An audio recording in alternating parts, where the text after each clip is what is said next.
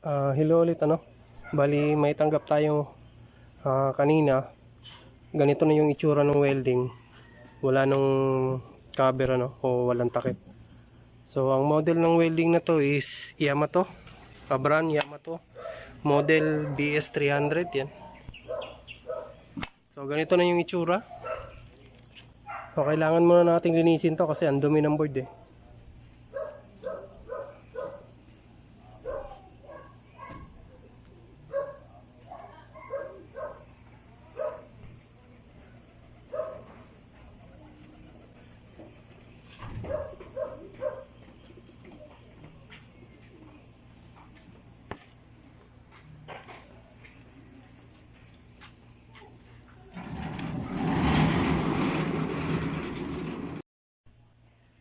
Bali, nalinis na natin pero hindi pa masyadong linis yan. Kailangan nating linisin talaga ng todo to. So, hindi pala natin to pwedeng i-plug in kasi nga yan yung piyesa putok.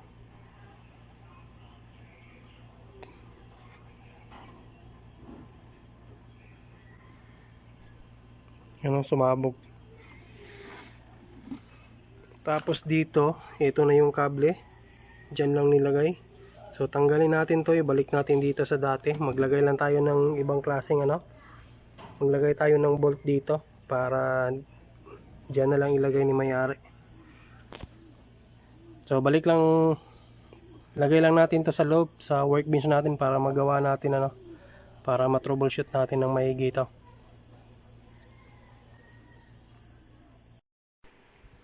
Bali, andito na sa loob yung welding natin. So ayan, malinis-linis na ng kaunti yan, pero kailangan pa natin tanggalin kailangan natin tanggalin to kasi may mga alikabok pa dyan sa ilalim, pati yung dalawang transformer na yan. Pati dito, kailangan din natin tong tanggalin. Kita nyo naman, yung ilalim meron pang alikabok tsaka dito rin, para malinis na rin natin yan. Ito kasi ang kadalasang senaryo pagka yung mga may-ari tinanggalan ng takip, tinanggalan ng cover, ang magiging tendency nun, magiging prone sa alikabok yung welding natin. At saka habang tumatagal, kumakapal yun, nagbi-build up yun. At saka pagka nagkaroon ng resistance yung mga dumi, at yung pyesa na tumapat sa pyesa na maraming build up dun, nagkaroon ng resistance, malamang yun ang magiging cause ng sasabog yung natin, masisira yung mga IGBT natin. Katulad nito, yan, putok yung IGBT. Yan, nakita nyo naman kanina, ang daming alikabok nito. At saka pagka yun yung isang senaryo, at saka yung isa pa, ito yung natin, control board natin o yung PWM board natin. Pagka mali na yung signal na nilalabas nito, asahan nyo na masisira yung IGBT. Pero hindi nyo makikita yung signal nito kung tama ba o pagka wala kayong oscilloscope. Kasi bihira kasi makikita sa hindi talaga makikita sa analog pagka ginamit nyo yung analog tester So tanggalin ko lang to. Tapos simulan na natin i-troubleshoot. At saka tanggalin din natin yung PWM na to. Kasi andito yan yung mga parts Yan sabog yung mga pyesa na yan. Yung kabila naman wala naman. Pero try na rin natin kasi yan sigurado rin ako yan, meron na rin yan. So kailangan nating ma-check lahat dyan sa dito.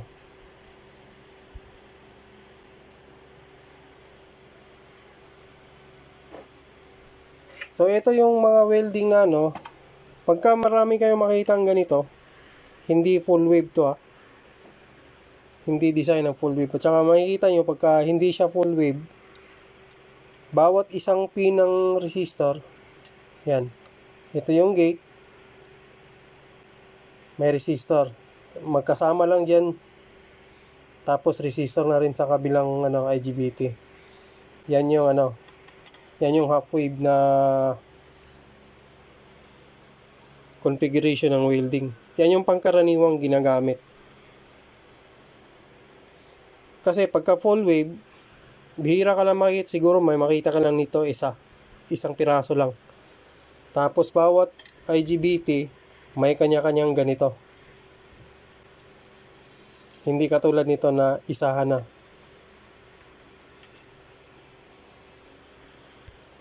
So balik lang tayo tapos tanggalin muna natin yan.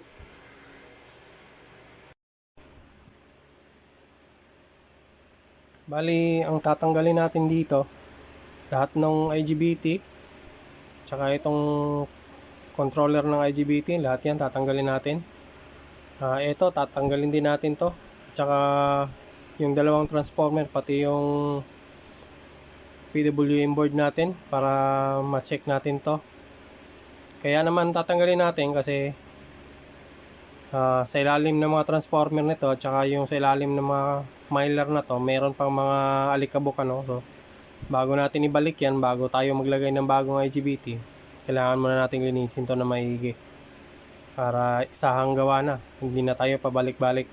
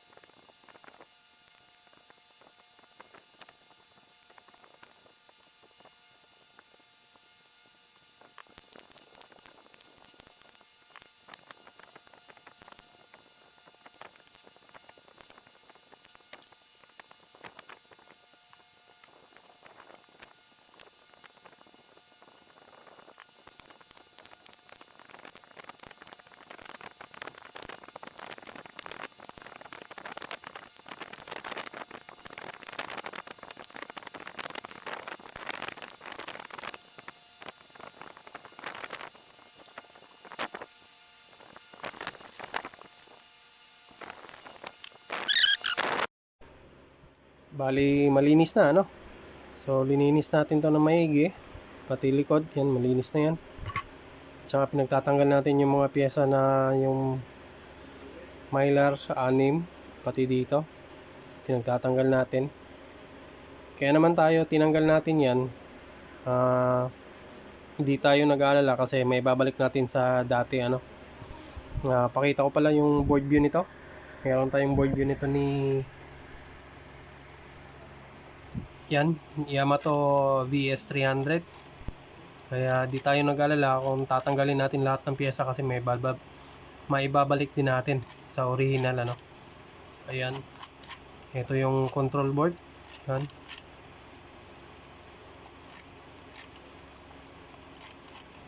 So lahat yan may babalik natin. Ito yung capacitor at saka relay, pati diode, yung power supply module natin. Tapos ito yung IGBT natin, board. Tsaka ito yung output diode natin. So yan. Kaya may babalik natin sa original.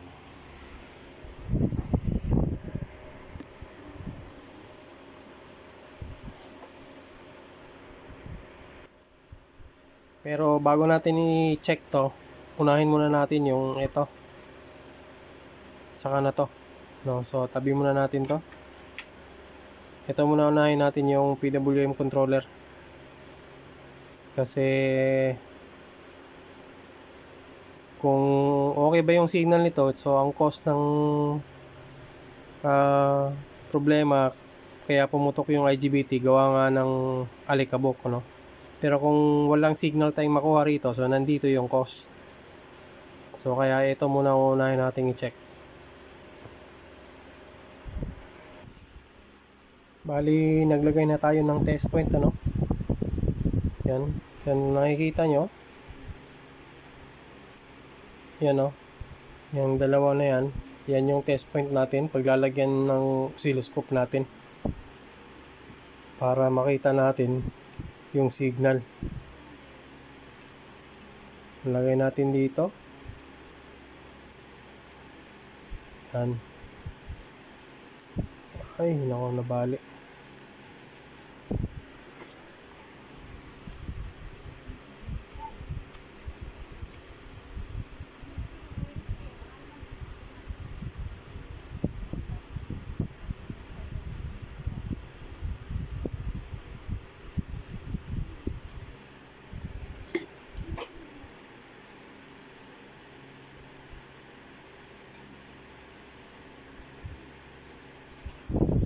So ayan, nakakabit na yan. Tapos tingin tayo dun sa scoop. Wala pang ano yan, wala pang signal yan. So on natin.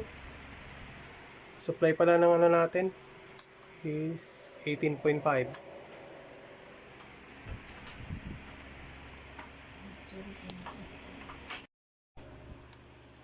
Bali, balik tayo dito, ano. So tapos na natin tong may lagay. So dito na lang. So kailangan nating ma-check yung mga parts dito kung may sira ba, ano. At saka palitan na rin siguro natin kasi ano, dito naman medyo okay. Yan, oh. Pero ito, yan, wala na yan. Putok na yan. Tapos dito sa baba, ito parang may sunog na rin. Tapos kasi pag chinek natin yung diode dito na nakakabit yung dalawang resistor na yan, wala tayong makukuha ang reading kasi shorted ang makukuha natin. So tanggalin natin yan isa-isa. Tapos tester natin.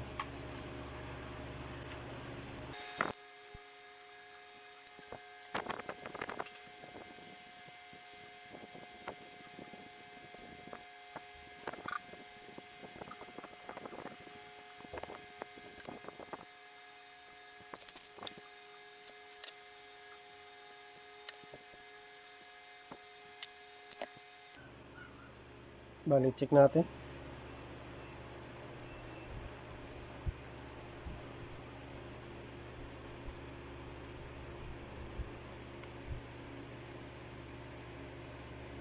Buo yung diode.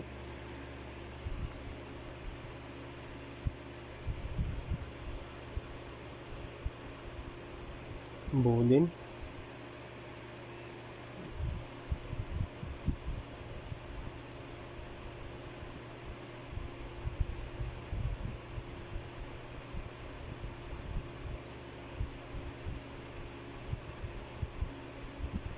.8, so nasa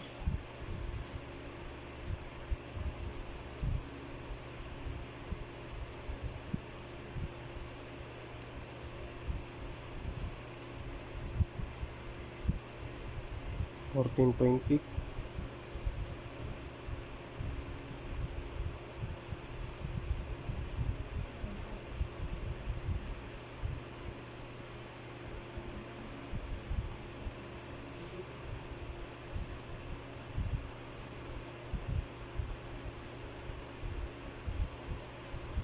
So okay naman, ano. Yung diode mo isa last. Ito okay din.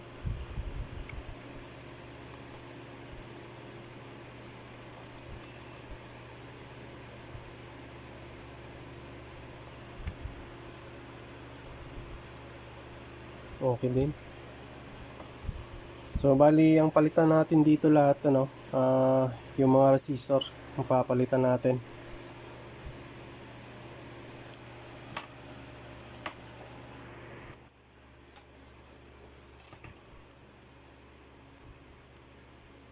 Bali ito na yung parts na ipapalit natin. Ayan.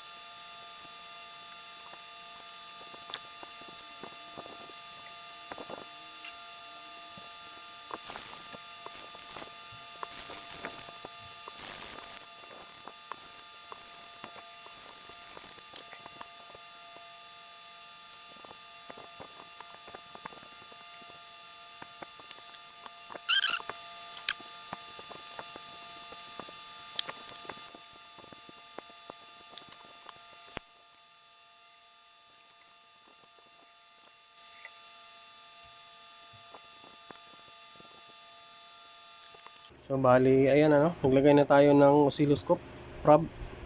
So kailangan nating masukat yung ano dito, signal, kung parehas ba. Ulit lang. Tapos, ayan na yung scope natin. So on natin yung board.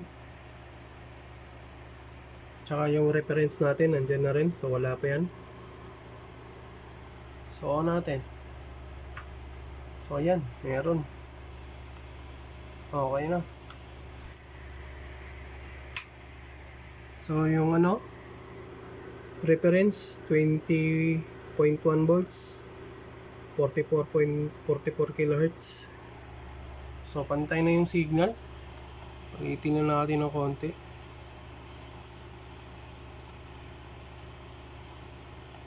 Yan. Yan, okay na yan. So bali run ulit natin. On natin. So ayan.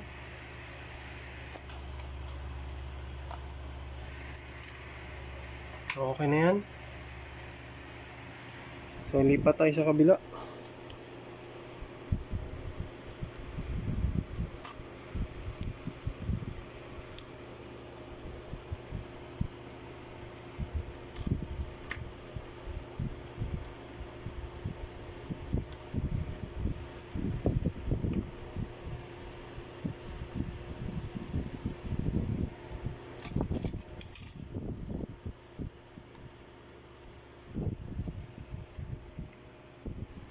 So, run ulit natin dito para sa kabila. On natin. Uy, medyo may kulang yung isa. Ulit lang. Kailangan natin pumantay.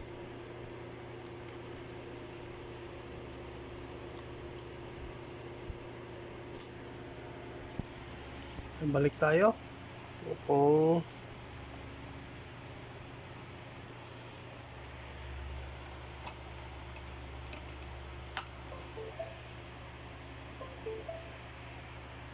so on ulit natin. So ayan, hindi lang pala masyado ano yan. So pause natin. Ayan. So dito reference 20.1 volts, 44.44 kHz. So parehas. Ayan, okay na.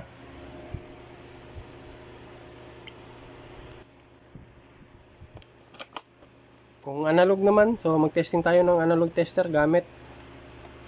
So lagay nyo 50 volts AC.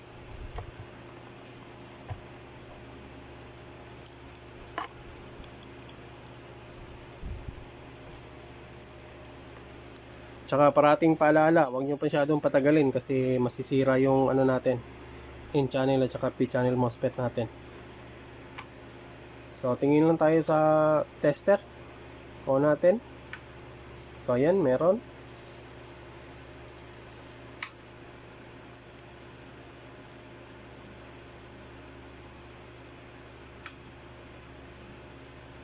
Magalaw.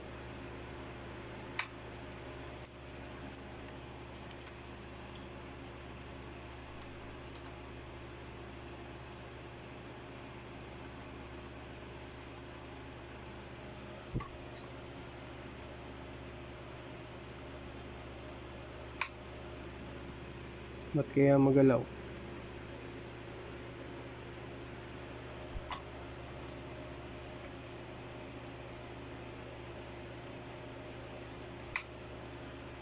Yan.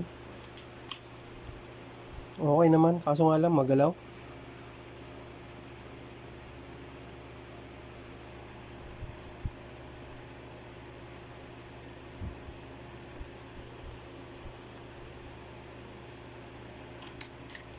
Try ulit natin.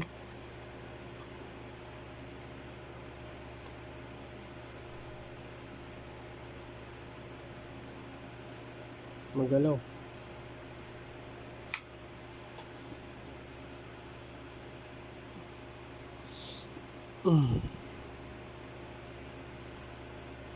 Dapat dito steady lang.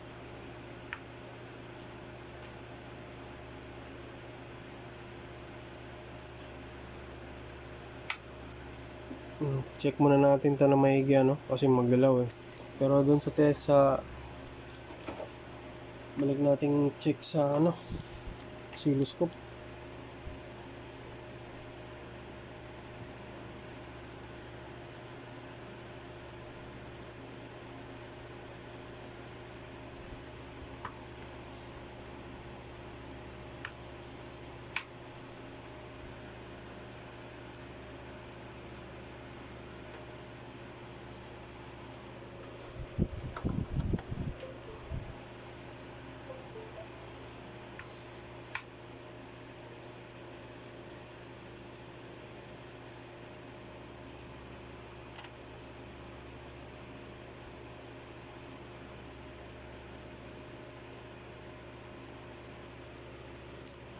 Baliktad.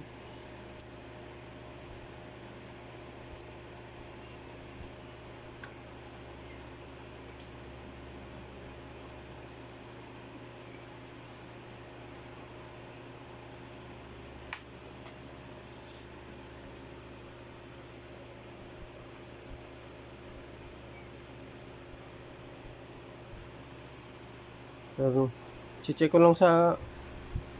ko lang muna na maigi ha kasi ano, magalaw yung ano natin. Signal natin.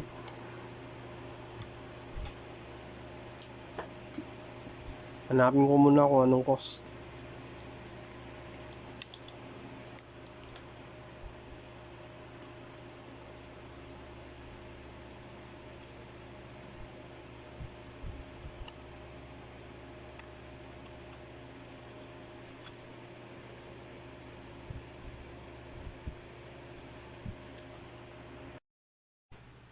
Balik tayo dito ano. So nahanap ko na yung problema ba't magalaw yung ano natin. Doon banda sa part ng PWM may problema ano. So parating paalala pagka ganun nung nakita nyo sa ano sa pag-test up nyo ng analog tapos hindi steady yung signal. Medyo magalaw. Okay lang yung ano, konting galaw lang. Gumagalaw lang yung ano, ganyan. Pero pagka ganun, masyadong mataas yung galawan, huwag kayong maglalagay ng bagong IGBT kasi masisira nga lang. Kaya nga lang masisira yung kasi sobrang ano na, sobrang nagbabago-bago yung frequency ng ano natin, PWM. So, try natin dito ulit. Tingnan natin ano. So, on ko yung power supply natin. So, ayan. Dapat ganyan. Hindi magalaw. Tapos, lipat tayo sa kabila. Yan. Pakita nyo. Gumalaw man yan kahit konting-konti lang. Okay lang yan. Pero pagka ganong sobrang layo na ng ano, babagsakan ng galawan, hindi na po pwede yun. Huwag kayong maglalagay ng bagong IGBT pagka ganon. So dito sa kabila. So ayan, steady lang.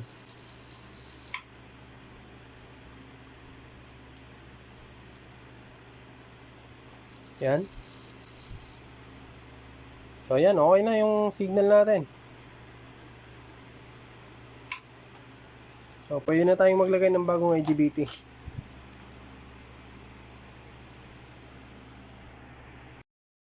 Bali ngayon ano, nakakabit na yung board sa ano, sa chassis niya.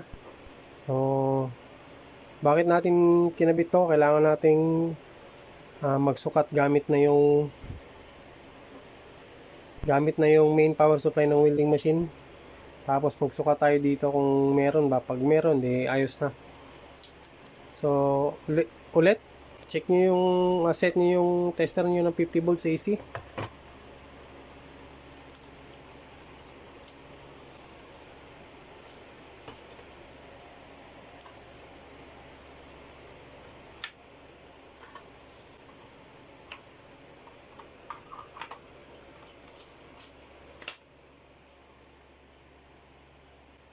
Tapos on natin yung welding, yung extension, naka-on na yan.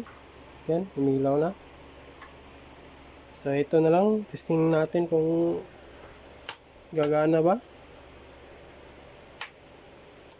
So ayan, pumitik. Meron na tayong display. So ayan, meron. Dito rin, meron din. So ayan, namatay na. So on natin ulit para dito sa kabila.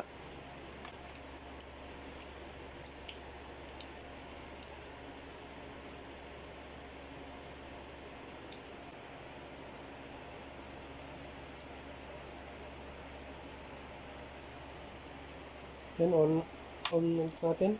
So ayan, meron. So ayan. So hindi na magalaw yung ano natin, signal natin. Voltage signal natin. So pwede na tayong maglagay ng mga IGBT. So yung IGBT nito, pumutok naman. Dito yung mga IGBT na apat. Yan. Pakita ko. Ito yan. So yan o. Yan. Pagka tayo gumawa, kahit na alam natin dito sa ano, kung merong buo, papalitan na natin lahat para bago, ano, para iwas sakit ng ulo. Bahala na kayo kung magdi-DIY kayo, yung sira lang papalitan nyo, sa inyo na yon. Kayo na rin mag-ano nun. Pero pagka tayo gumawa, si Tagum Fix gumawa, palit lahat yan ng bago.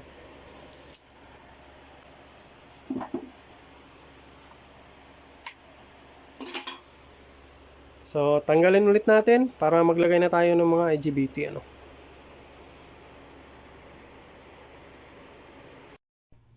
Bali, testing na natin i-welding si Yamato, ano, model BS300. So, ayan.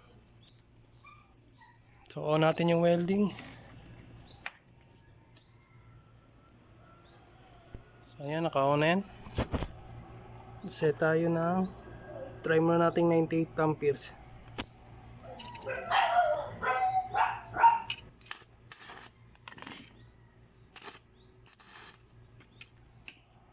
Lakasan na natin. Yan, mga 120.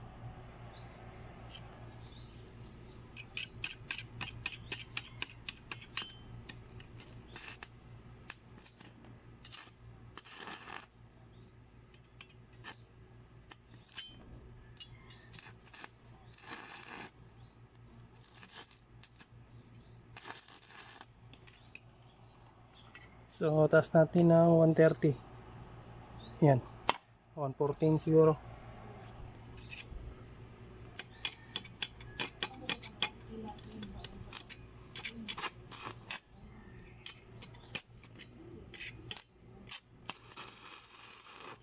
Yan, welding natin.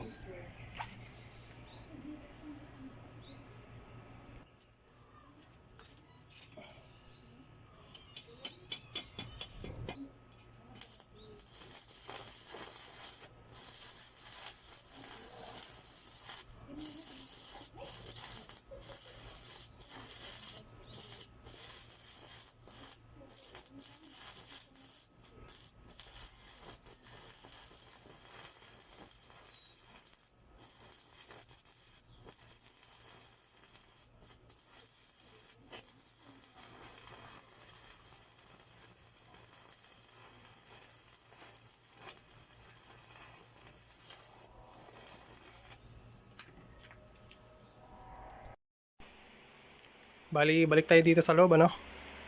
So, tapos na nating ma-welding si Yamato model BS300. So, okay naman yung welding, kaso mababa lang yung ano natin. Nasa ampere natin, siguro nasa mga 120 to 140 yata yung tinesting natin. Tapos yung pinag-weldingan ko, medyo may mga flux pa kaya ayaw dumikit, medyo mahina. Kailangan mo talagang anuhin dun sa bakal. Kaya ganun ang spark nun. So, tapos na natin to. Pwede na natin ibigay kay customer to. Hindi na natin malalagyan ng cover kasi walang cover nung dinala sa atin to, mahirap naman tayo mag-manufacture pa ng ganyan. So ang gawin natin, balutin lang natin dito ng cellophane para hindi mapasok ng mga alikabok, yun na lang maano natin kay customer dito. So ayan. So bali hanggang dito na lang siguro yung video kasi wala na rin akong may dito sa welding na to. Maraming problema yung welding na to. Na-solve naman natin lahat. Ang pinakahuling problema nito, nung na-testing ko na to, yung kanina, yung tinesting natin, pangalawang testing ko na yun. Bali, nung pagkatapos natin ditong maayos, tinesting ko sa labas, ang naging problema pa, ayaw makontrol yung ampere, so nakatodo siya parati. So pagka ganun ng mga problema, mostly ang naging cost nun, sira lang yung op-amp nyo, palitan nyo lang yung op-amp, so magiging okay na yung welding nyo. So sa case na to, dito kay Yamato, nagpalit lang tayo ng, saan ba yung parts na yan?